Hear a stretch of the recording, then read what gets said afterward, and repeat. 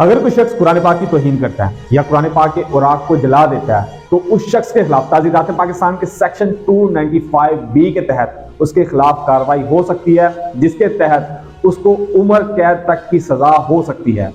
तो अगर कोई शख्स पाकिस्तान के अंदर कुरान पाक की तौहीन करता है तो आप खुद कानून को अपने हाथ में ना लें और कानून के मुताबिक आप उसको सजा दिलवाएं।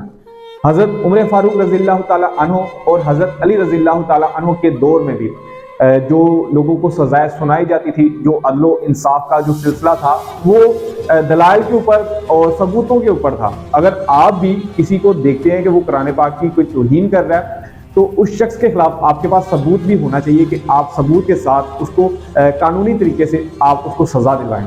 कानून को अपने हाथ में ना लें और पाकिस्तान के अंदर इसकी बड़ी सख्त सजा है।